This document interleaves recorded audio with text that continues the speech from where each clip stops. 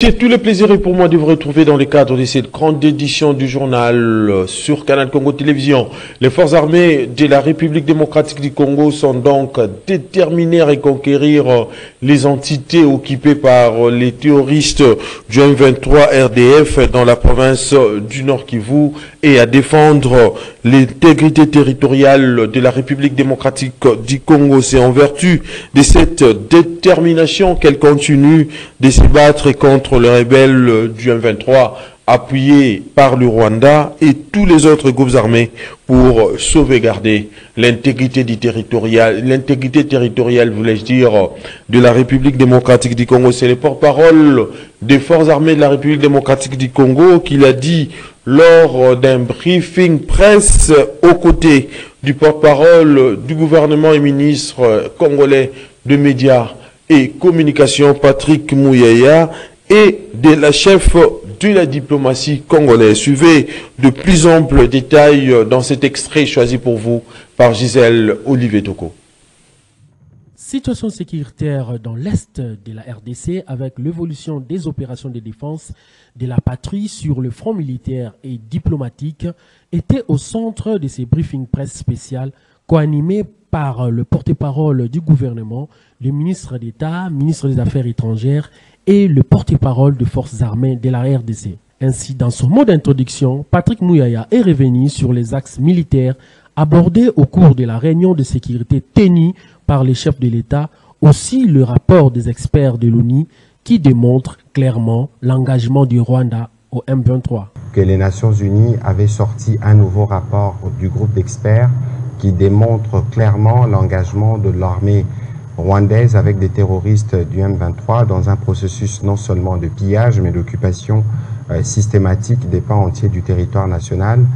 C'est pourquoi ils rencontrent la réplique de nos forces armées de la République démocratique du Congo. Le porte-parole des forces armées de la République démocratique du Congo a de son côté rassuré de la détermination sans faille de FARDC à mettre un terme à cette agression qui a trop duré. 30 ans, c'est beaucoup et ça suffit, dit-il. Nous rassurons le peuple congolais de la détermination sans faille des forces armées de la République à mettre un terme à cette agression qui a trop duré. Et elle a trop duré 30 ans, c'est beaucoup et ça suffit. Notre souci et notre détermination sont de récupérer l'ensemble du territoire sous occupation des terroristes du M23 et surtout de leur mettre à penser, de libérer nos populations meurtries et de chasser de notre territoire les terroristes. Pour sa part, la ministre d'État, ministre des Affaires étrangères, coopération et francophonie est revenue sur les combats menés sur le front diplomatique. Thérèse Kaikwamba de rappeler la descente aux enfers du Rwanda depuis le mois de décembre 2024. Le gouvernement de la République d'Angola manifeste sa profonde préoccupation face à l'escalade du conflit et de la conquête illégale de territoire dans la République démocratique du Congo, qui constitue également des violations de l'intégrité territoriale de la République démocratique du Congo et de sa souveraineté, telles que stipulées dans l'acte constitutif de l'Union africaine et de la Charte des Nations unies. Au cours de ces briefings presse, le gouvernement congolais a exprimé sa volonté de poursuivre avec le processus de Luanda malgré les manœuvres des autorités rwandaises. Le chef de la diplomatie congolaise est persuadé que la solution à la crise diplomatique entre la RDC et le Rwanda se trouve à Luanda.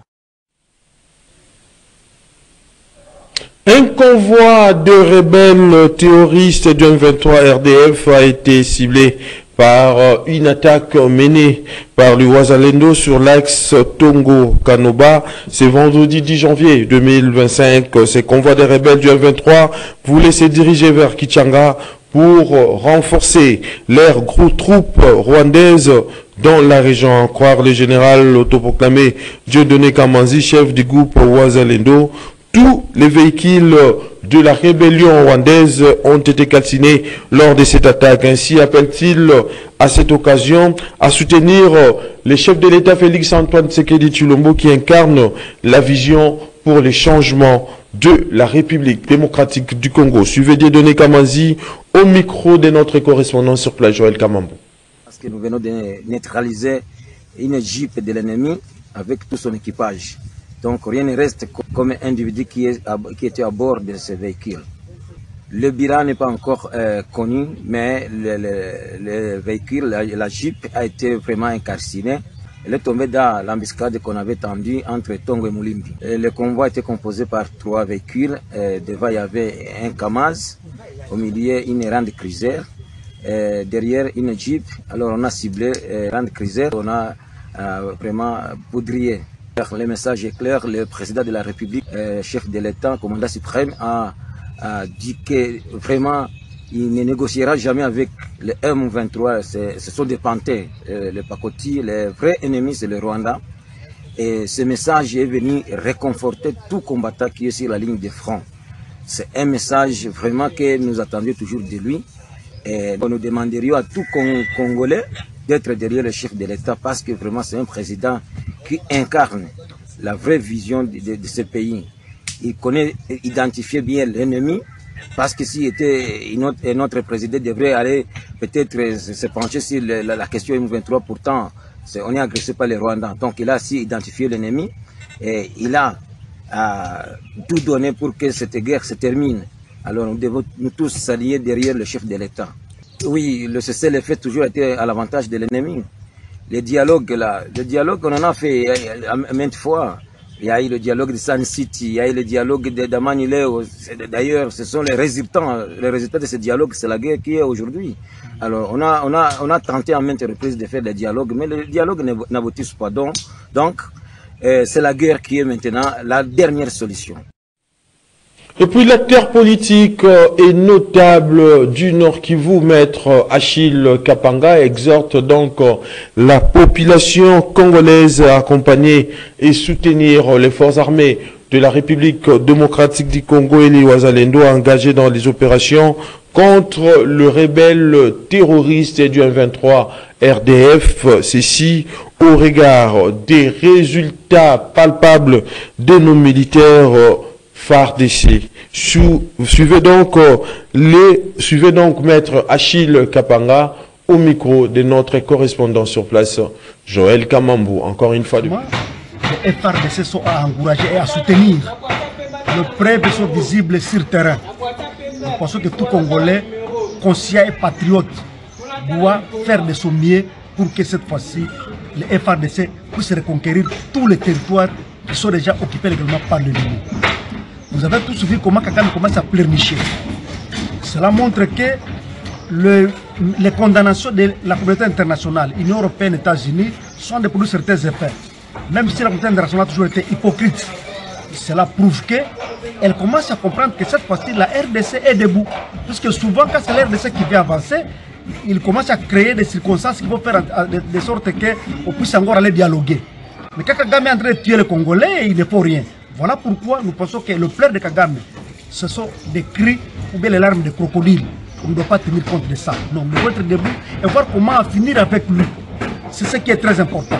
Même si la communauté internationale essaie de nous parler, oui, écoutons-le avec une oreille, mais il faut que l'autre oreille soit aussi là pour les stratégies nouvelles, pour mettre hors d'état de nourrir Kagame. La RDC nous appartient, c'est notre patrimoine. Nous ne pouvons pas souhaiter que notre pays soit victime de situations irrégulières, que ce soit comme si ce sont les étrangers qui gèrent notre pays. Non. En tout cas, la RDC c'est un pays indépendant, un pays qui a tout. On ne peut pas souhaiter que le patrimoine national fasse l'objet des histoires qui n'ont pas de sens. En tout cas, une fois pour nous, d'interpeller le gouvernement afin de mettre tous les moyens à la disposition de nos FARDC. Quand il y a des cas de blessés, consorts, comme ça a toujours été le cas, qu'on les fasse et qu'on assiste les veuves et les orphelins. Ça va encourager nos militaires pour qu'ils puissent aller très loin et finir avec cette partie de Kagame qui n'a que trop dire. Et puis les réactions des acteurs politiques au sujet des rapports des experts des Nations Unies sur la situation de l'insécurité dans la partie est de la République démocratique du Congo. Maître Claude Ngoma, analyste politique, et Cédric Ndombe de la structure non alignée pensent que la communauté internationale ne peut pas seulement se limiter au rapport, mais il faut que le Rwanda et Paul Kagame soient sanctionnés. Suivez-les au micro Destra Ngimbi et Hervé Bondo.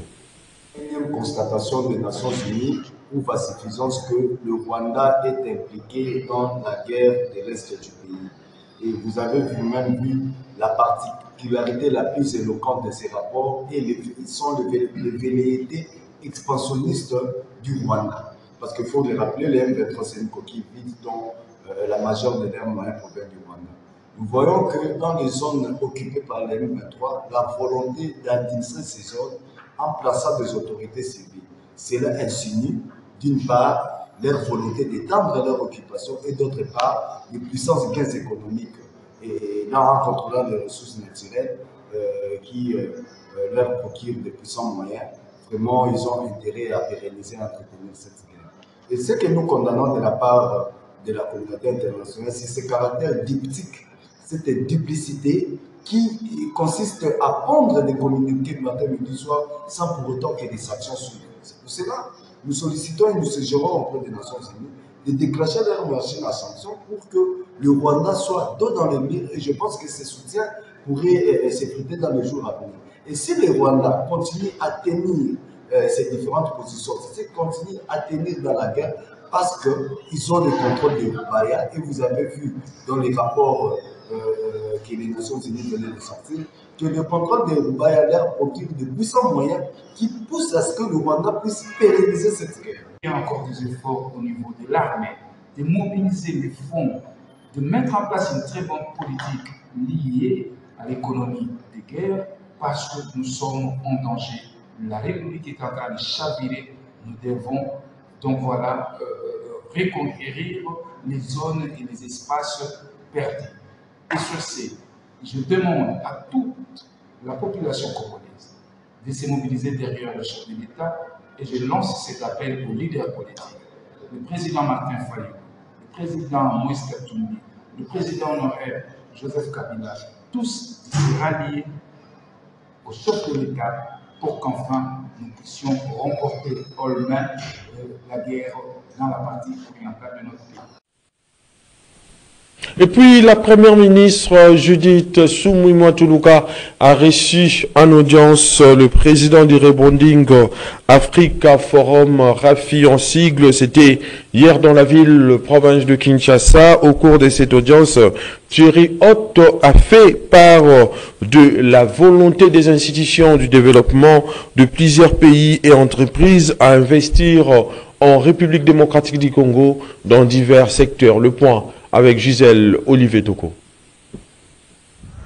Au cours de cette audience, Thierry Haute a fait part de la volonté des institutions de développement de plusieurs pays et entreprises à investir en RDC dans des secteurs divers tels que l'agriculture, les infrastructures et la transformation des produits locaux. Nous avons évoqué les retombées immédiates, à court, à moyen terme de la participation de la RDC à la 10e édition du Rebonding Africa Forum. De nombreuses institutions financières de développement du continent sont intéressées à accompagner la République démocratique du Congo. Je suis venu en parler avec la Première ministre. De nombreuses entreprises sont intéressées à venir investir en République démocratique du Congo. Je suis venu également en discuter avec la Première ministre. Elle appréciera. Et je rendrai compte aussi à toutes ces institutions, à toutes ces entreprises qui ont contacté notre organisation pour voir comment mettre en œuvre toutes ces déclarations de bonnes intentions. Par ailleurs, Thierry Haute est revenu sur la participation remarquable de la Première ministre à la 10e édition du Rebonding Africa Forum, tenue en octobre 2024 à Bruxelles. Pour rappel, lors de ces forums, la chef du gouvernement avait présenté les opportunités d'investissement en République démocratique du Congo. Alors, l'objectif du rebranding, comme vous l'avez entendu ou comme vous le savez, au départ, il s'agit d'écrire un nouveau narratif, plus lucide, plus juste sur l'Afrique. Le rebranding, comme son nom l'indique, c'est le repositionnement de l'image de l'Afrique. Et chemin faisant, nous avons estimé qu'il fallait réunir, connecter les Africains de la diaspora, les Africains du continent, avec des partenaires internationaux, avec des bailleurs de fonds, avec des institutions multilatérales pour créer des opportunités d'investissement sur le continent pour bâtir une Afrique, j'allais dire, robuste et prospère. Rebonding Africa Forum vise à promouvoir le développement économique et social en Afrique subsaharienne par les billets de prêt des subventions et d'assistance technique. La 11e édition de RAF aura lieu du 9 au 12 octobre 2025 à Bruxelles. Invité à cette rencontre, la RDC pourrait mettre en avant les atouts de son soft power. Et puis, la mesure prise par le ministre d'État, ministre en charge de la Justice et garde-sceaux, Maître Constant Moutamba, en vue de procéder à l'exécution des délinquants urbains communément appelés Koulouna et vue d'un mauvais œil par Moïse Malobia, et qui estime que cette décision va réduire des monnaies plutôt par Moïse Malobia, qui estime que cette décision va donc réduire sensiblement, voire mettre fin à ces phénomènes qui est à la base de beaucoup d'assassinats dans différentes villes de la République démocratique du Congo. Regardez. La ville-province de Kinshasa a été transformée autrefois en quartier général des délinquants urbains, autrement dit Koulouna, qui s'aimait la terreur. Plusieurs quartiers de la capitale n'ont pas été épargnés de l'insécurité qui prenait de plus en plus d'ampleur. La mesure prise par le ministre d'État de la Justice d'appliquer la peine de mort contre ces bandits urbains a été saluée à juste titre par Maître Moïse Malobia, avocat au barreau de Kinshasa-Gombe. Pourquoi lever le moratoire? Puisque il fallait dissuader tous les gens qui veulent faire du mal, tous ceux qui veulent mettre la RDC en danger. L'application de la peine de mort en RDC, c'est pas quelque chose qui s'est fait au hasard comme ça. Il faut avoir commis cette infraction qui est prévue par la loi. Il faut avoir été condamné par un juge. Hein, et puis il y a des voies des recours qui sont prévues. En première instance, si on n'est pas d'accord avec la décision qui a été prise, on peut faire appel. Et puis aller ensuite en cassation. Et toutes ces voies de recours ont un effet suspensif. C'est-à-dire qu'on n'exécute pas la décision qui aura été prise par le juge. Et une fois la Cour de cassation se sera prononcée et que la décision devient définitive, donc à l'égard de laquelle il n'y a plus de voies de recours, la législation congolaise prévoit la possibilité pour le parquet, le ministère public, de demander une grâce présidentielle. Hein? On demande une grâce présidentielle et ce n'est qu'à la fin de la décision du chef de l'État que la décision d'exécution, hein, l'application de la peine de mort est faite. Donc c'est pas quelque chose qui s'est fait à tout bout de champ comme ça, non. Et si le ministre l'a dit, ça fait partie des mesures de dissuasion. On est en danger et sur le plan extérieur et sur le plan interne, il y a encore des Koulouna, il y a encore des gens qui espionnent notre armée, qui nous mettent en danger. Il fallait bien réagir. Et je suis, en tout cas en ce qui me concerne, je suis tout à fait d'accord avec cette mesure de levée du moratoire. Hein. L'application de la peine de mort fait partie de ce qu'on appelle des mesures régaliennes de l'État. Avec l'armée, avec les affaires étrangères, avec les affaires intérieures, ce sont des mesures de souveraineté. Et chaque État apprécie sa politique pénale. Et puis cette réaction de l'acteur politique Maurice Likouo Bolangala face au phénomène Koulouna, il plaide pour la mise sur pied d'une politique d'encadrement de la jeunesse. Maurice Likouo est ici au micro de Florim Benga et Lola Kinyamba. C'est une question d'irresponsabilité. Parce que, pourquoi les Koulouna existent? Les Koulouna existent parce qu'il n'y a pas une politique pour la jeunesse.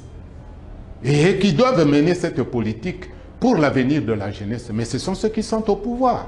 Vous croyez que les Koulouna qu'on a arrêtés, ils sont responsables en premier lieu? Non, les responsables, ce sont vos autorités. Avec tout ce que nous possédons dans notre pays, qu'est-ce qui nous manque pour mener une politique d'encadrement de notre jeunesse? Parce que parmi les Koulouna, il y a ceux qui ont étudié. Et vous voyez même les Wewa comme les vendeurs de cartes prépayées, des MPSA, tout ça. Mais il y a des gens qui ont fait des études universitaires et supérieures. Mais ils le font pourquoi? Parce qu'il n'y a pas d'un encadrement. Mais qu'est-ce qui vous manque? Dieu nous a tout donné. Nous sommes le seul pays au monde où Dieu a tout déversé. Mais nous avons des irresponsables. Et je peux dire que les premières personnes qui peuvent être pendues ou bien exécutées, ce sont vos autorités. Parce que ce sont eux disons les constructeurs des Koulouna. Les Koulouna sont des irresponsables, ils ne font que subir. Mais vous les appelez souvent pour les actes de vandalisme, pour les marches, pour des bêtises, pour vos campagnes. Et vous êtes les premiers à leur donner les drogues, de l'alcool pendant les campagnes électorales. Mais pourquoi ne pas leur donner du travail? Qu'est-ce qui nous manque avec tout ce que nous... Et puis, au sujet du meurtre du journaliste Patrick Adonis Numbi à Lubumbashi, le gouverneur du Haut-Katanga enjoint la police nationale de diligenter une enquête en vue de voir clair sur ces dossiers. Jacques Yaboula l'a fait savoir aux journalistes de Lubumbashi venus le rencontrer ce vendredi 10 janvier 2025 pour dénoncer ces meurtres. Suivez le gouverneur du Haut-Katanga, Jacques Yaboula, qui s'explique devant les journalistes. Que la famille et la police, sous ma supervision personnelle, puissent nous déterminer les circonstances de la mort de notre ami Adonis. Alors, je crois qu'ils ont eu des échanges et les choses ont déjà démarré, des enquêtes ces semaines déjà. Et sûrement l'un de ces 4 matins devront être fixés. Voilà, je disais que le général de la police, le commandant de la police, il est là. Je disais que hier, je l'ai mis en contact avec la famille aussi pour que le cas de l'assassinat de M.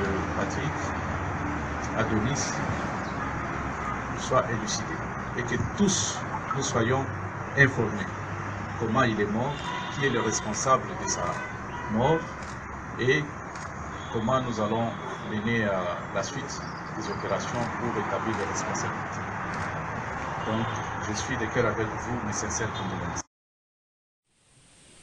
Et puis, les agents de la Commission électorale nationale indépendante du mandat passé étaient en sitting ce jeudi 9 janvier 2024 devant les sièges national de la Commission électorale nationale indépendante située au boulevard du 30 juin dans la commune de la Gombe pour réclamer les arriérés des salaires et leur indemnité des sorties. Ils ont déploré la mauvaise volonté de l'actuelle équipe dirigeante de la Commission électorale nationale indépendante conduite par Denis Kadima qui ne veut pas leur payer alors que les instructions ont été données au chef de l'État, par le chef de l'État plutôt Félix Antoine Tshisekedi Tshilombo, en vue de décompter cette situation. Suivez. Ils ont été devant les sièges de la CENI sur les boulevards du 30 juin dans la commune de la Gombe, accompagnés de tam-tams et sifflets pour faire attendre leur voix.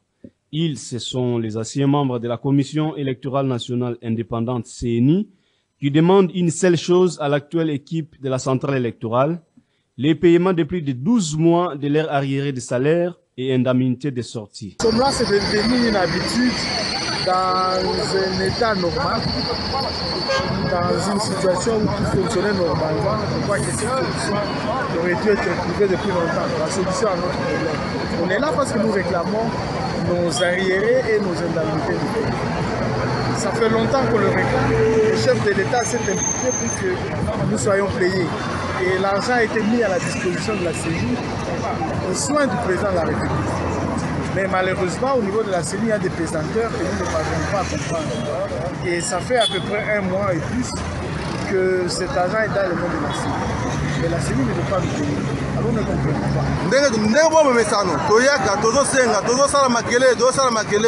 Bandeko na biso ya kati ya wandeko kadima na batuna ye ondire etali bangote toye kolanda toyoki ya bi mokonzi ya mboka aseplikaki na situation na biso toyoki ke mokonzi ya mboka apesaki instruction ke bafuta biso mbongo na biso euti oleka sanza moko tolandaki na Top Congo bakonzi na biso baanonsaki babi bandeko bofungola miso parce que mbongo na biso oyo tobandeki kobundela mbongo ese ebimi bofungola miso parce que ndeko kadima alingi kozwa mbongo wana atina suna makambo mosusu. L'ouvrier mérite son salaire, dit-on. Il revient donc aux autorités de la CENI de répondre favorablement à la demande de ses pères et mères de famille.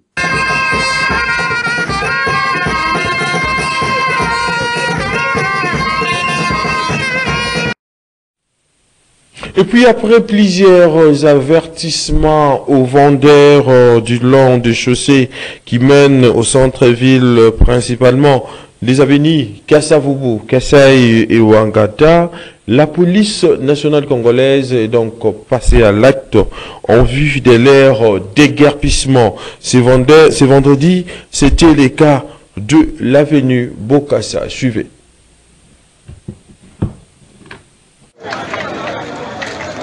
Dans le cadre de l'opération d'assainissement de la ville-province de Kinshasa, dénommée Kinezobonga, l'administration provinciale a, après plusieurs avertissements, et demande à la population de vider le long des acteurs publics, précisément ceux des avenues Kassavubu, Commerce, Bokassa.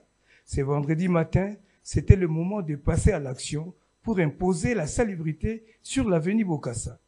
Les agents de l'ordre ont mis à feu les étalages en bois des commerçants têtus, sans pitié ni distinction. Une décision saluée par les Kinois, désireux de vivre dans un environnement sain.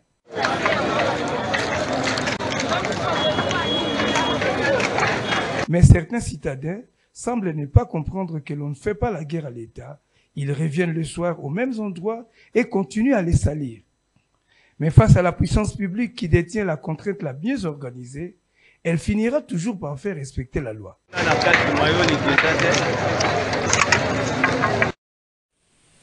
Mesdames et messieurs, voilà qui met fin à cette grande édition du journal sur Canal Congo Télévision coordonnée par Gisèle Olivier Toko, réalisée par Fiston Antunga. La prise de vue a été assurée par Georges Libengue en Lernon, ainsi qu'au concours rédactionnel de Canal Congo Télévision. Je vous dis donc encore merci de l'avoir suivi. Le prochain rendez-vous est donc pris pour la semaine prochaine. Mais d'ici là, portez-vous bien et bonne suite des programmes sur Canal Congo Télévision.